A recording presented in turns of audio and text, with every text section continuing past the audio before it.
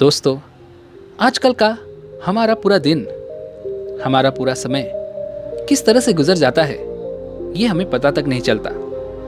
हम दिन भर इतनी उलझनों से उलझते रहते हैं कि हमारा पूरा दिन कब इनमें बीत जाता है इसका हमें एहसास भी नहीं हो पाता।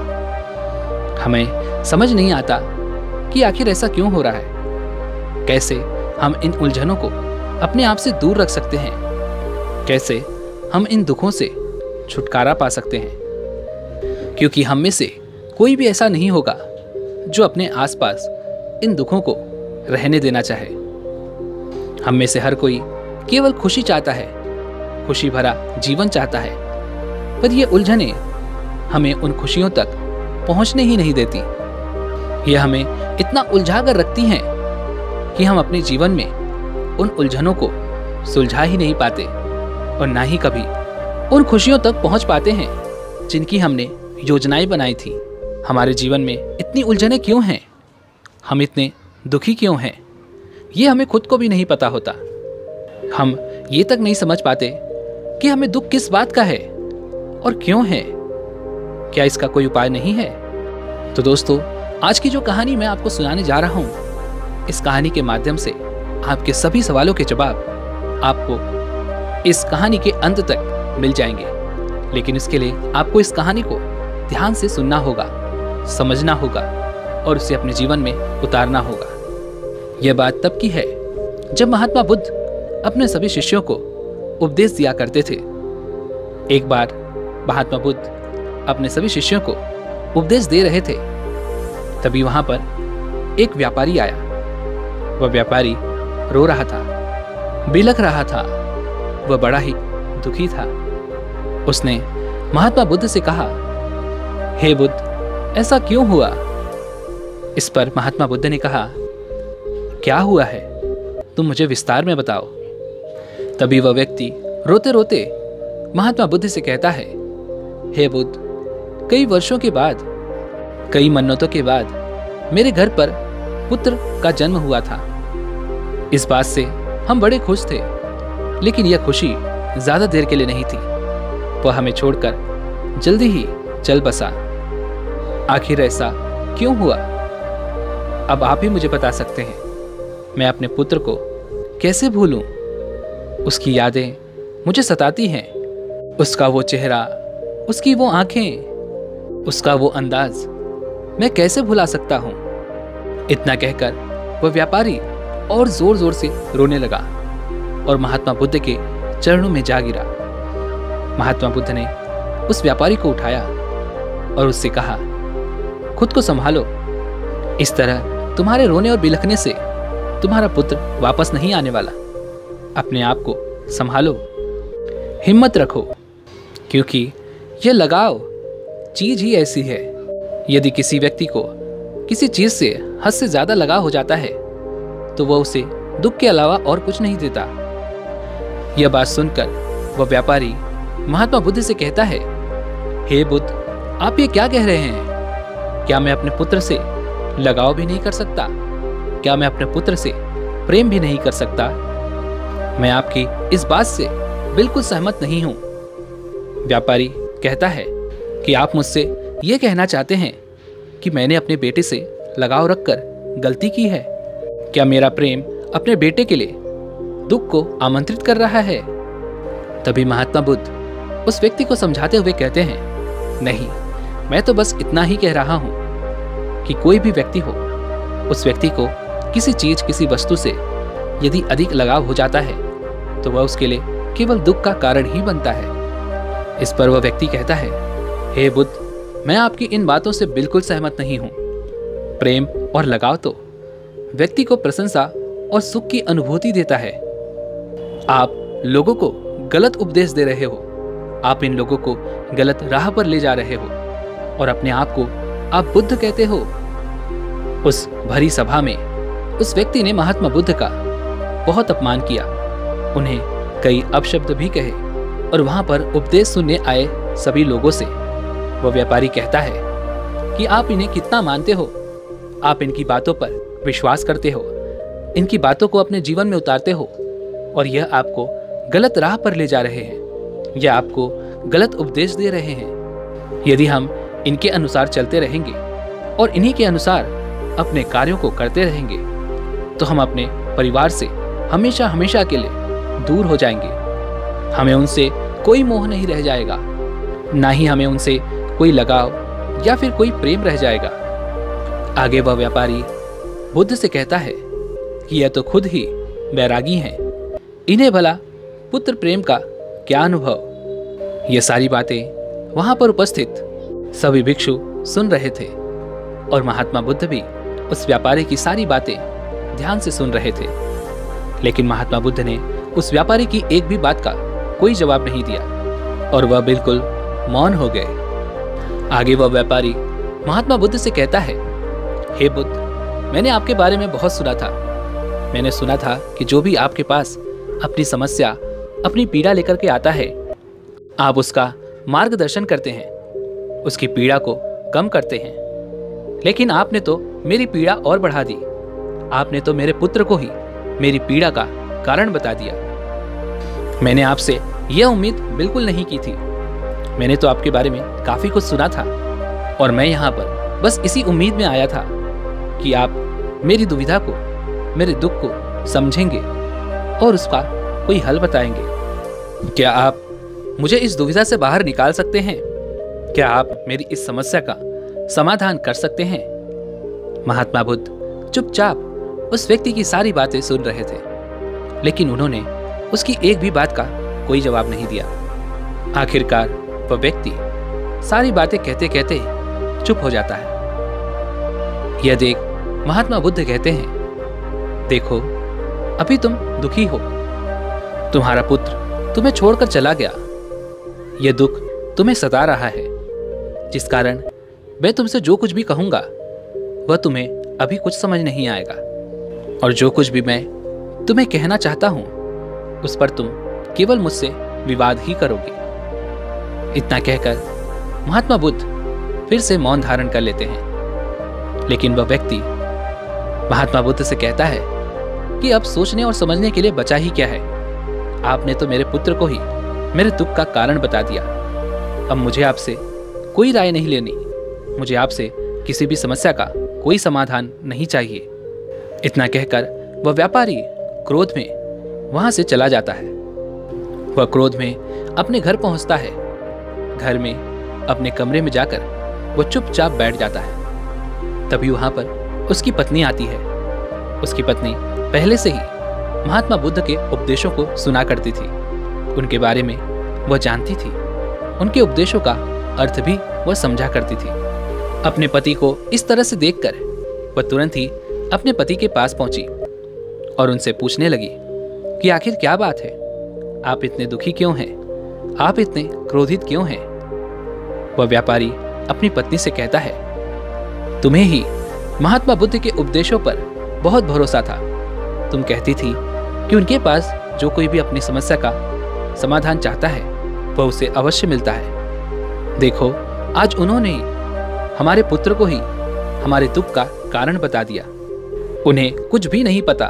वह तो एक ढोंगी हैं।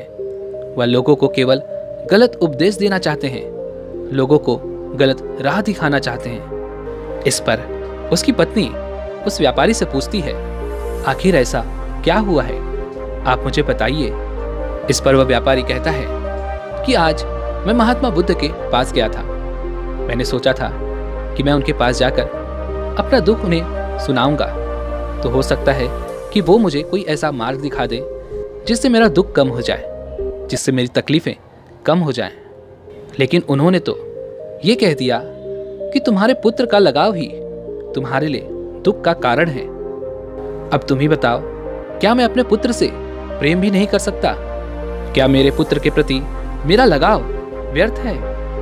इन सब चीजों का क्या अर्थ हुआ?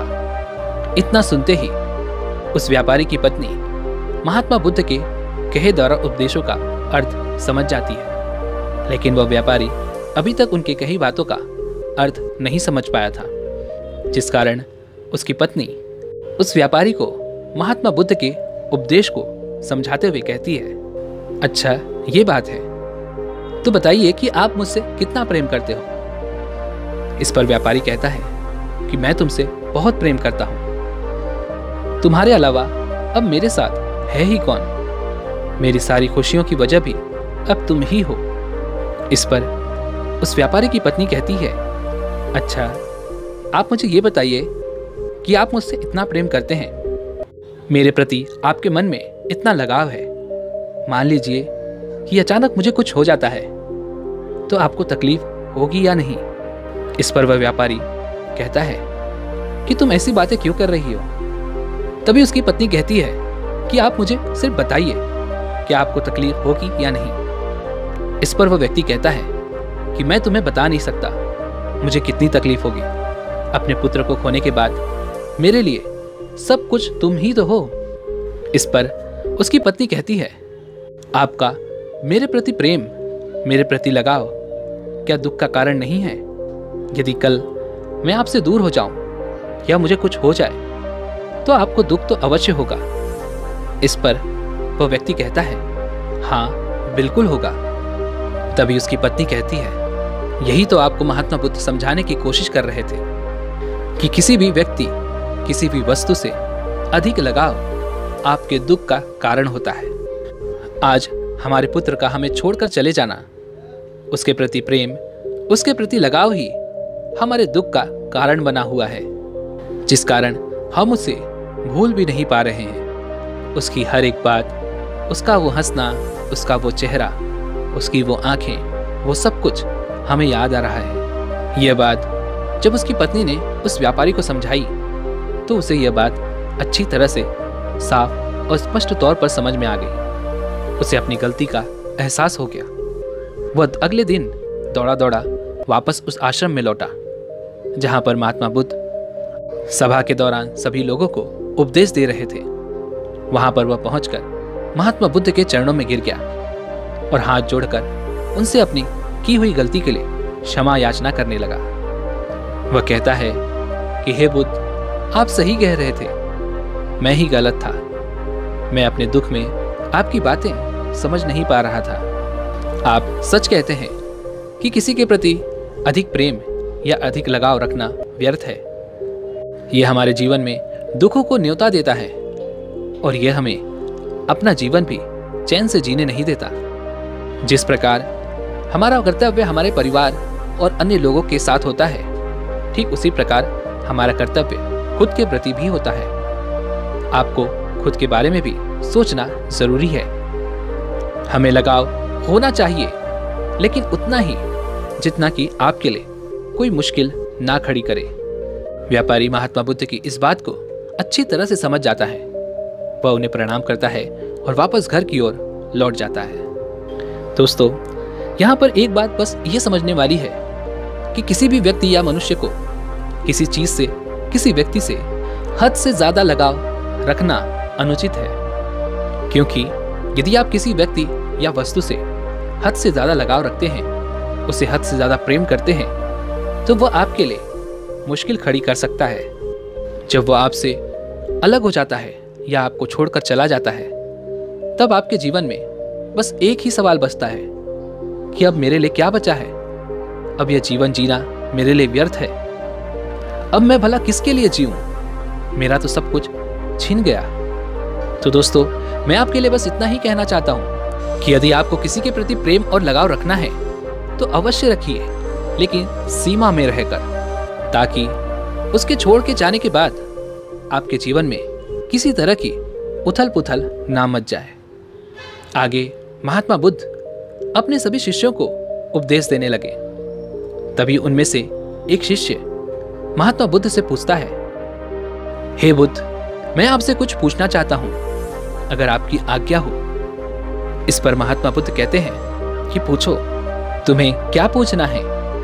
इस पर वह शिष्य कहता है, हे बुद्ध, किसी भी मनुष्य के भीतर हो रही उथल पुथल और अशांति को हम कैसे दूर कर सकते हैं, और वह व्यक्ति कैसे अपने जीवन में शांति का अनुभव प्राप्त कर सकता है? क्या इसमें कोई दूसरा व्यक्ति उस व्यक्ति की मदद कर सकता है? इस पर महात्मा बुद्ध अपने शिष्य के सवाल का जवाब देते हुए कहते हैं कि मैं तुम्हें एक कहानी सुनाता हूं, इसे बड़े ध्यान से सुनना। महात्मा बुद्ध कहानी सुनाते हुए कहते हैं कि यह बात बहुत पहले की है। किसी नगरी में एक महान राजा रहा करता था। वह राजा बहुत ही धनवान था। उसके पास किसी चीज की कोई कमी नहीं थी। सुख, धन, संपत्ति, संपदा, वैभव सभी भरपूर मात्रा में उसके पास उपलब्ध थी। उसके पास वह सब कुछ था जो एक राजा के पास होना चाहिए, लेकिन उसके बाद भी उसका मन बड़ा ही अशांत रहता था, जिस कारण वह अपनी प्रजा पर ध्यान नहीं दे पाता था। धीरे धीरे ऐसे ही समय बीतता गया और समय बीतने के साथ साथ राजा की अपने विचारों में खोए रहने की आदत भी बढ़ती चली गई। एक समय ऐसा भी आया कि राजा राज दरबार में भी अपने ही विचारों में खोया रहता था। वह राज दरबार पर भी ध्यान नहीं दे पाता था और यह बात धीरे धीरे करके पूरे राज्य में फैल गई। और यह बात इतनी फैल गई कि यह बात मंत्री तक पहुंच गई। मंत्री को जब यह बात पता चली तो वह राजा से मिलने तुरंत पहुंचा और राजा को यह समझाने की कोशिश की। उस मंत्री ने राजा से कहा, हे राजन, आप अपनी सत्ता पर ध्यान दीजिए, आप अपनी प्रजा पर ध्यान दीजिए, अन्यथा अगर ये बात पड़ोसी राज्य को पता चली, वह राजा हम पर आक्रमण कर देगा और यह राज्य पूरी तरह से बर्बाद हो जाएगा। इस पर राजा मंत्री से कहता है, मंत्री, मैं चाहता तो हूं कि मैं अपने मन को अपने वश में रखूं, मैं अपने मन को राज्य में लगाऊं, राज्य के विकास में लगाऊं, अपनी प्रजा के ध्यान में लगाऊं, लेकिन मेरा मन इतना बेचैन रहता है कि मेरा मन राजपाट में लगता ही नहीं। मंत्री ये सारी बातें सुनकर राजा से कहता है, यदि आपका मन अशांत है, आपका मन बेचैन है और राजपाट में नहीं लग रहा, तो मैं इसका एक उपाय आपको बताता हूं और यह उपाय आपके लिए अवश्य काम करेगा। यह सुन राजा मंत्री से कहता है कि बताओ मंत्री, वो क्या उपाय है जिसे मुझे अपने जीवन में उतारना होगा। मंत्री राजा के इस सवाल का जवाब देते हुए कहते हैं, हे राजन, हमारे राज्य के जंगल में एक महान बौद्ध भिक्षु रहते हैं। वह बहुत ही महान और विद्वान हैं। दूर दूर से लोग उनके पास आते हैं अपनी समस्या लेकर और वह वहां से केवल उसका समाधान लेकर ही जाते हैं। मेरा आपसे निवेदन है कि आप भी उनके पास जाइए, अपनी समस्या का समाधान आपको वहीं पर मिलेगा। मंत्री की बात मानकर राजा अगले दिन सुबह सुबह ही जंगल की तरफ निकल पड़ता है और वो भी बिना किसी को बताए। जिस प्रकार मंत्री ने राजा को रास्ता बताया था, राजा उसी रास्ते पर चलता गया और आखिरकार वह उन महान बौद्ध भिक्षु की आश्रम तक पहुंच गया। वहां पर उस राजा ने देखा कि वह बौद्ध भिक्षु एक पेड़ की छाया में बैठे हुए हैं और उनके आसपास कोई भी नहीं है। राजा ने इस मौके का फायदा उठाया। वह तुरंत ही उन बौद्ध भिक्षु के पास पहुंचा, उन्हें प्रणाम किया और फिर उनसे कहा, हे गुरुवर, मैं अपनी समस्या लेकर यहाँ पर आया हूँ, क्या आप मुझे मेरी समस्या का समाधान बताएंगे। इस पर वह बौद्ध भिक्षु राजा से कहते हैं, बताइए राजन, आपका यहाँ पर कैसे आना हुआ। तभी वह राजा उन बौद्ध भिक्षु से कहता है, हे गुरुवर, मेरे पास सब कुछ है, धन दौलत, सुख सुविधाएं, वैभव, मेरे पास किसी चीज की कोई कमी नहीं है, लेकिन मेरा मन बड़ा ही बेचैन रहता है। मैं समझ नहीं पाता कि आखिर ऐसा क्यों होता है। मेरे पास तो वो सभी ऐशो आराम है जो मुझे चाहिए था, लेकिन फिर भी मेरा मन उन राजपाट में क्यों नहीं लगता। क्या आप मुझे इस समस्या का कोई समाधान बता सकते हैं। इस पर वह बौद्ध भिक्षु राजा से कहते हैं, हे राजन, जो मैं तुम्हें करने के लिए कहूंगा, क्या तुम कर पाओगे। राजा कहता है, हे गुरुवर, आप जो कुछ भी मुझसे कहेंगे वह करने के लिए मैं पूरी तरह से तैयार हूं। तभी वह बौद्ध भिक्षु राजा से कहते हैं, अच्छा तो ठीक है, आज से तुम यहीं पर रहो जब तक मैं तुम्हें यहां से जाने के लिए ना कहूं। राजा कुछ देर सोच विचार करता है और फिर कहता है कि हे गुरुवर, आप जैसा कहते हैं मैं वैसा करने के लिए तैयार हूं। और राजा वहीं पर रुक जाता है। पूरा दिन बीत जाता है, लेकिन वह बौद्ध भिक्षु राजा से कुछ नहीं कहते। वो केवल अपने ध्यान में लगे रहते हैं। ध्यान करने के बाद अपने अन्य कार्यों में वह व्यस्त हो जाते हैं। शाम का वक्त हो चुका था। तभी उन बौद्ध भिक्षु का एक शिष्य वहां पर आया। उसने भोजन की तैयारी की। भोजन बनाया और राजा के पास लाया गया। जैसे ही राजा ने वो भोजन की थाली देखी, वह बड़ा ही आश्चर्यचकित रह गया। जो राजा तरह तरह के पकवान खाता था, आज उसे केवल सूखी रोटी खाने को मिली थी। राजा को मन से यह खाना बिल्कुल पसंद नहीं आया, लेकिन जैसे तैसे उसने कुछ भोजन किया और बाकी का भोजन यूं ही छोड़ दिया। अगले दिन सुबह सुबह वह टहलने के लिए बाहर निकल पड़ा। तभी उस राजा की नजर उन बौद्ध भिक्षु पर पड़ती है। राजा यह देखता है कि वो बौद्ध भिक्षु केवल अपने कार्यों में व्यस्त हैं। वह अपने शिष्यों को अपने उपदेश देने में व्यस्त हैं और उन्हें ज्ञान दे रहे हैं। जब भी वह खाली होते, तब वो राजा से कहते कि अब आओ, मेरे साथ बैठकर ध्यान करो। लेकिन राजा को तो अपने प्रश्नों का जवाब चाहिए था। उसे तो बस ये जानना था कि उसका मन इतना बेचैन क्यों रहता है, लेकिन उसे उसके प्रश्नों का कोई जवाब नहीं मिला। राजा तो बस इसी चीज का इंतजार कर रहा था कि वह बौद्ध भिक्षु कब उसके प्रश्नों का जवाब देंगे। लेकिन फिर भी वह उन बौद्ध भिक्षु के कहने पर उनके साथ ध्यान करने बैठ जाता है।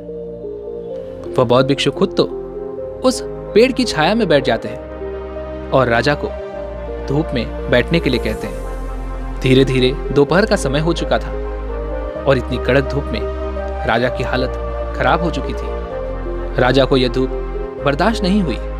राजा क्रोधित हो गया और उन बौद्ध भिक्षु से कहने लगा, हे गुरुवर, जिसलिए मैं यहाँ पर आया था वैसा मुझे अभी तक कुछ भी प्राप्त नहीं हुआ है, बल्कि मुझे यहाँ तो और भी ज्यादा दुख झेलना पड़ रहा है। मुझे भूखे पेट सोना पड़ा। मुझे यहाँ पर धूप में तपना पड़ रहा है। इससे अच्छा तो यही होता कि मैं यहाँ आया ही नहीं होता।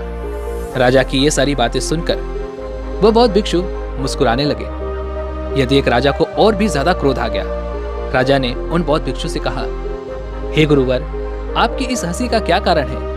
क्या मुझे जो समस्याएं हो रही हैं, इस पर आपको और खुशी मिल रही है? इस पर वह बौद्ध भिक्षु कहते हैं कि तुम्हारी बातों से मुझे हंसी आ गई, लेकिन जैसा कि तुम कह रहे हो, तुम्हें खाली पेट सोना पड़ा, तुम्हें इस तपती धूप में बैठना पड़ा, लेकिन इन चीजों से मैंने तुम्हें कुछ समझाने की कोशिश की है। क्या तुमने उसे समझने की कोशिश की है? इस पर वह राजा उन बौद्ध भिक्षु से कहता है, हे गुरुवर, आपने तो मुझे कुछ भी समझाने की कोशिश नहीं की, तो मुझे भला कैसे कुछ समझ में आएगा? इस पर वह बौद्ध भिक्षु राजा से कहते हैं, हे राजन, मैं तुम्हें यही तो समझाना चाहता हूं कि जिस प्रकार मेरे भरपेट भोजन करने से तुम्हारा पेट नहीं भर सकता और इससे तुम्हें कोई संतुष्टि प्राप्त नहीं होगी, ठीक इसी प्रकार मेरे कुछ कहने और बताने से कुछ भी नहीं होने वाला। यदि तुम्हारा मन बेचैन है, तुम्हारे मन में अशांति है, आपका मन राजपाट में नहीं लग रहा, आप परेशान हो, तो इसके लिए आपको खुद ही उपाय करना होगा।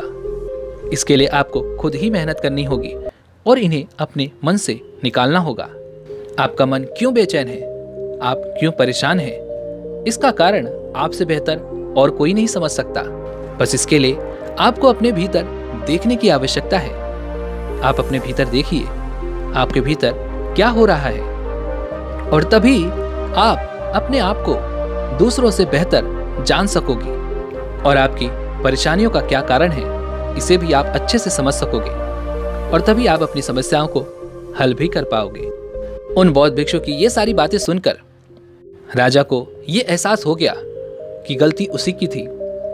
राजा तो यहाँ पर इस उम्मीद से आया था कि वह बौद्ध भिक्षु उसे कोई ऐसा मंत्र दे देंगे, कोई ऐसी ताबीज दे देंगे जिससे उसका मन शांत हो जाएगा, उसके मन की बेचैनी दूर हो जाएगी और उसका मन राजपाट में फिर लगने लगेगा। उसे अपनी इस गलती का एहसास हो गया था। वह यह समझ चुका था कि दूसरों पर भरोसा करके कुछ नहीं हो सकता। हमें हमेशा इस बात का ध्यान रखना चाहिए कि आज तुम जो कुछ भी हो, तुम्हारे पास जो कुछ भी है, वह सब तुम्हारी मेहनत और कर्मों का फल है। और ठीक उसी प्रकार यदि तुम साधना करोगे तो उसका फल भी तुम्हें ही मिलेगा। तुम अपने भीतर देख पाओगे, अपने भीतर की उस शांति को महसूस कर पाओगे। और इसमें तुम्हारी कोई और मदद नहीं कर सकता। इसमें तुम्हें खुद की मदद स्वयं ही करनी होगी। तुम्हें खुद ही कोशिश करनी होगी और तुम अपनी मेहनत और साधना से अपने मन की भीतर उस शांति का एहसास कर सकोगे। उन बौद्ध भिक्षु की ये सारी बातें सुनकर राजा को अपनी गलती का एहसास हो जाता है। वह उनसे अपनी गलती के लिए क्षमा मांगता है और फिर वापस अपने राज्य में लौट जाता है।